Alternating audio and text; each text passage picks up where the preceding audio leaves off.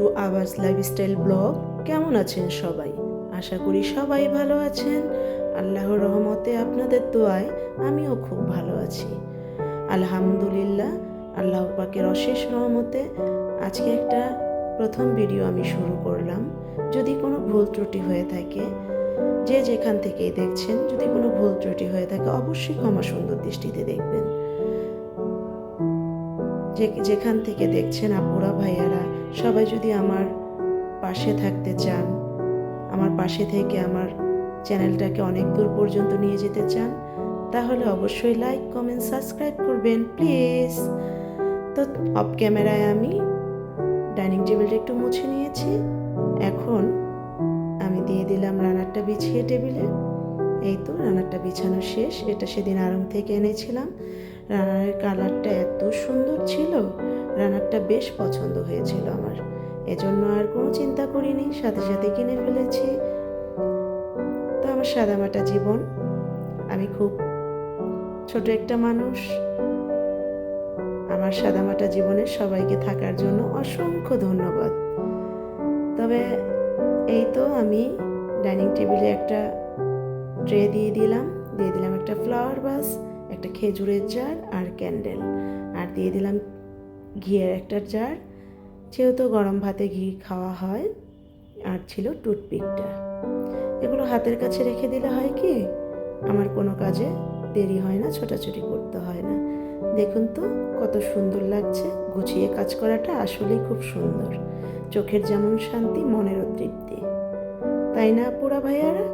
বলেন তো, কে না চায়, কোন নারী না চায় তার নিজের সংসারটা গোছানো হোক, সুখের হোক, শান্তির হোক?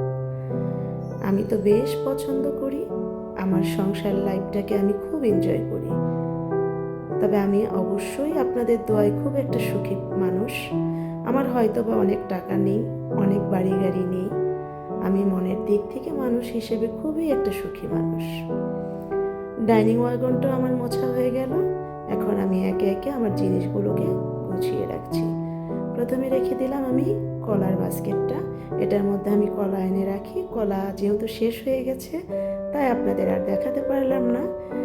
ফ্রুট বাস্কেটটা রেখে দিলাম আমি এক একটা রাখি ফ্রুট বাস্কেট।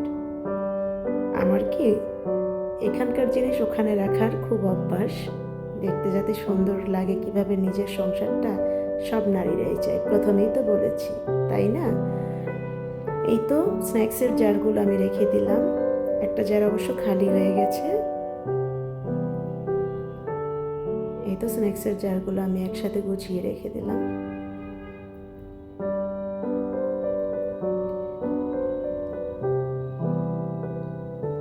এখন আমি রেখে দিচ্ছি টোস্টারটা। যেহেতু প্রতিদিন সকালের ব্রেকফাস্টে এটা সেটা আমি ঘুরিয়ে ফিরিয়ে নাস্তা বানাই, সেজন্য হাতের কাছে টোস্টার, স্যান্ডউইচ মেকার এগুলো বারবার নামাতে ওঠাতে না খুব আনইজি লাগে। তবে আমি খুব পরিষ্কার করে রাখি সব সময়। এগুলো যেমন নামিয়ে রাখলে আসলে হয় কি, গোছাতে অনেকটা কষ্ট হয়, মুছে রাখতে হয়, তারপরেও আমার একটা দেখার শান্তি এটাই। এই তো ফাইনাল লুক। ডাইনিং ওয়াগনটা পরিষ্কার করা শেষ। চলে গেলাম নাস্তা বানাতে।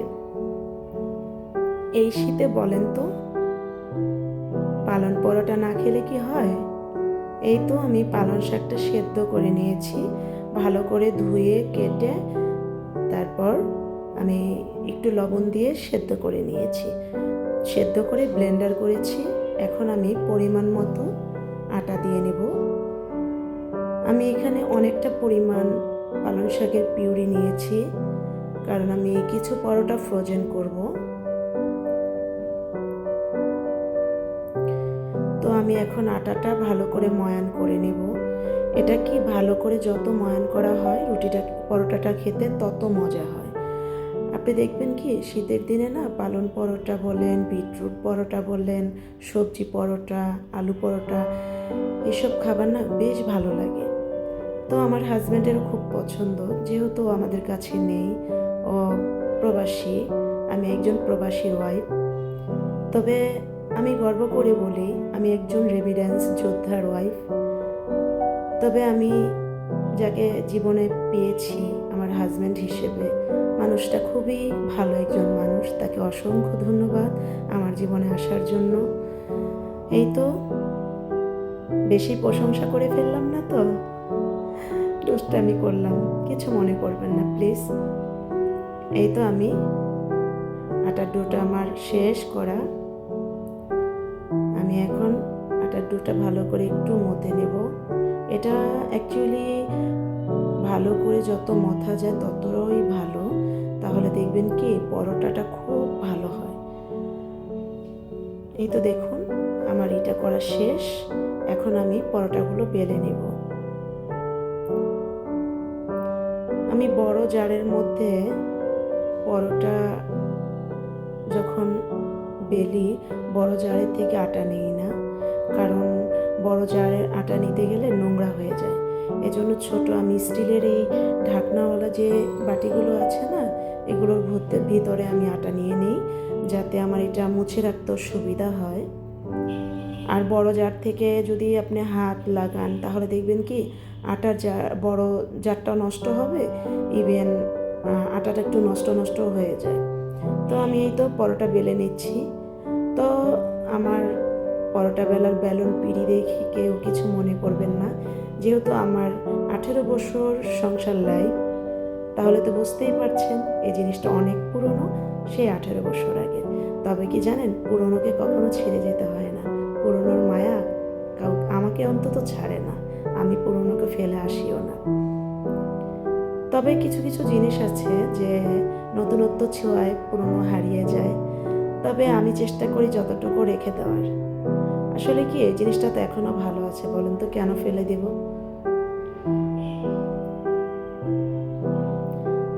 তবে চলেন একে একে পরোটাগুলো আমি বেলে ফেলছি। এক একজন এক এক শেপ দেয়, আমি এই শেপে বানাই। এই তো আমার পরোটা বেলা শেষ। এখন আমি অফ ক্যামেরায় ভেজে নেব সব। অফ ক্যামেরায় আমি পরোটাগুলো বানিয়ে ভেজে নিয়েছি। এই তো আমার পরোটাগুলো দেখুন কত সুন্দর হয়েছে। আর এখানে আলু মটর কষার একটা তরকারি করেছি, এটা দিয়ে পালন পরোটা খেতে বেশ লাগে। আপনারা করে খেয়ে দেখবেন, খুব মজার হয়। আর চা না খেলে কি হয় বলেন তো? চলেন অফ ক্যামেরায় নাস্তাটা করে নিই। এই তো দেখুন আমার সার্ভিংটা দেখতে খুব ভাল লাগে, আমি এজন্য সব সময় গুছিয়ে সার্ভিং করি। তবে অফ ক্যামেরায় নাস্তাটা করে নিলাম। এখন চলে যাব দুপুরের লাঞ্চে। তো আজকে দুপুরের লাঞ্চ রেডি করব। চলে একটা প্যান বসিয়ে দিলাম, এটা রান্না করব দেশি মুরগি। এখন দিয়ে দিলাম পরিমাণ মতো তেল। আমরা অ্যাকচুয়ালি তেলটা একটু কম খাই, যার যেরকম তেল খাওয়ার অভ্যাস ওরকম করেই মানে তেলের পরিমাণটা দিয়ে নেবেন। এটা আমি দেশি মুরগির লেগ পিসগুলো রান্না করব, যেহেতু আমার মেয়ে লেগ পিস খুব পছন্দ করে। অ্যাকচুয়ালি দেশি মুরগির লেগ পিসগুলো অনেক ছোট হয়, এজন্য আর আমি কাটিনি। তো দিয়ে দিলাম পেঁয়াজ কুচি।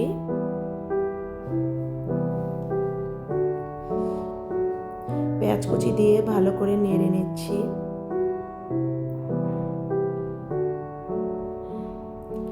এখন দিয়ে দিব আদা রসুন পেস্ট। আদা রসুন পেস্ট আমি অনেকটা পরিমাণ দিব। আপনার দেশি মুরগির ভেতরে আদা রসুন মশলার যে একটা কষানোর ওটা যদি ভালো করে কষানো হয় তাহলে দেখবেন মুরগি হোক যেটাই হোক বেশ লাগে মজার। দিয়ে দিলাম একটু পানি। আমি সব সময় একটা জিনিস চেষ্টা করি, মশলা কষানোর আগে একটু পানি দিয়ে নিই আদা দেওয়ার পরে, কারণ আদাটা গায়ে ছিটকে আসে, তখন আমার ফোসকা পড়ে যায়। কার কীরকম হয় আমি জানি না, অ্যাকচুয়ালি আমার এরকম হয়। এখন দিয়ে দিলাম ধনে গুঁড়ো, 1.5 চা চামচ ধনে গুঁড়ো দিয়ে দিলাম। এখন এটা একটু নেড়ে নেব, নয়তো মশলাটা দলা পেকে যাবে। এখন দিয়ে দিব মরিচ গুঁড়ো,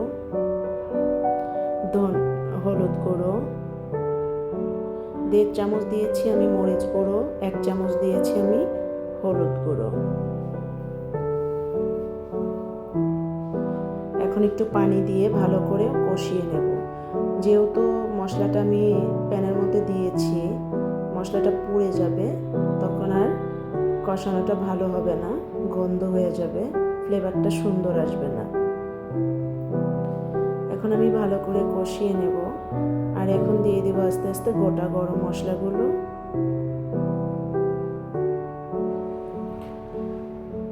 তো চিকেন মশলাটা দিতে ভুলে গিয়েছিলাম, এখন দিয়ে দিলাম রাঁধুনির চিকেন মশলা। চিকেন মশলাটা হচ্ছে রাঁধুনির যে প্যাকেটগুলো হয় না, সেটার 1 চামচ দিয়ে দিলাম। এখন আমি গোটা মশলাটা দিব।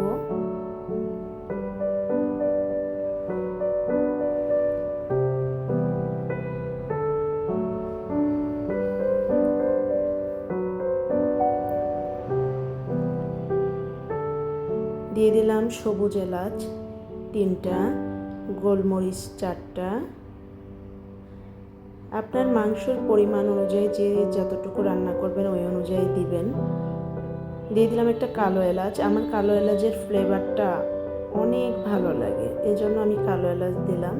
ছোটো এলাচের আমার ফ্লেভারটা কেমন যেন এবার এলাচগুলো ভালো পড়েনি। দিয়ে দিলাম গরম মশলা আর দিয়ে দিলাম লবঙ্গ। এখন আমি ভালো করে কষিয়ে নিচ্ছি।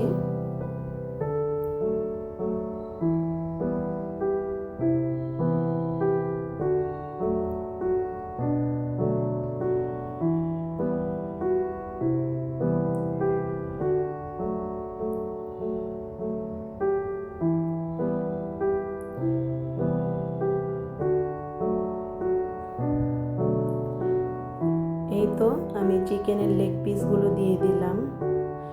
লেগ পিসগুলো আসলে কি দেখতে যতটা বড় মনে হচ্ছে অতটা বড় না, একদম ছোট ছিল। এজন্য আমি আরও আস্ত রেখেছি। আস্ত রাখার একটাই কারণ, আলু দেওয়ার কারণে দেখা যায় যেন আরও কষানোর পরে আরও যদি চুপসে যায়, এজন্য। আর লেগ পিস আমার মেয়ের খুবই পছন্দের, বললাম না, খুবই পছন্দ করে ও লেগ পিস, এজন্য লেগ পিসগুলো রান্না করছি।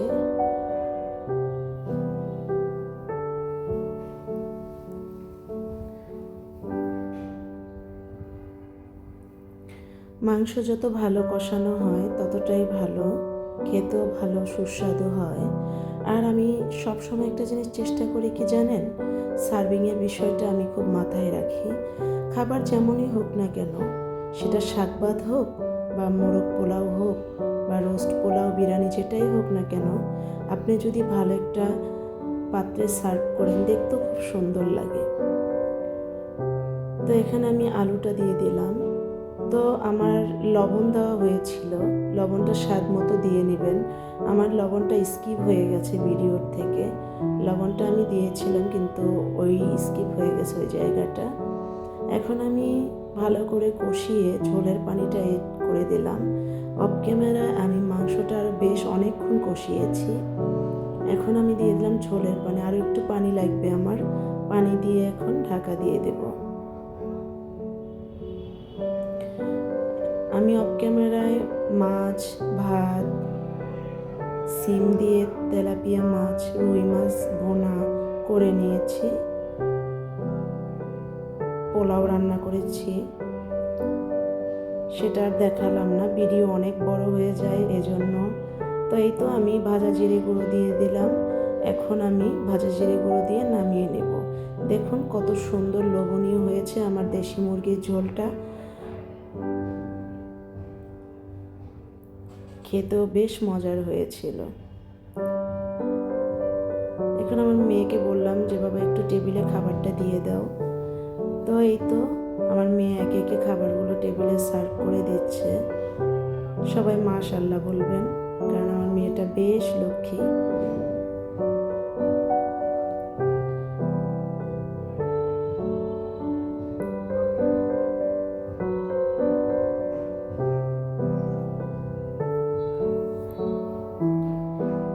এই তো চলুন এখন আপনাদের খাবারগুলো দেখিয়ে দিচ্ছি। এটা ছিল পোলাও, আর ছিল ভাত, আর ছিল মুরগির মাংস, দেশি মুরগি, আলু দিয়ে ঝোল, তেলাপিয়া মাছ, সিম আলু দিয়ে, রুই মাছ ভুনা টমেটো দিয়ে, আর ছিল সালাদ। অফ ক্যামেরায় লাঞ্চটা করে নিলাম। এখন চলে আসলাম সন্ধ্যার নাস্তায়। বলেন তো, চা না খেলে কি সন্ধ্যার নাস্তাটা জমে? এই তো সন্ধ্যার নাস্তায় ছিল তবে আজ এই পর্যন্তই। ভুল ত্রুটি হলে ক্ষমা সুন্দর দৃষ্টিতে দেখবেন। আল্লাহ হাফেজ।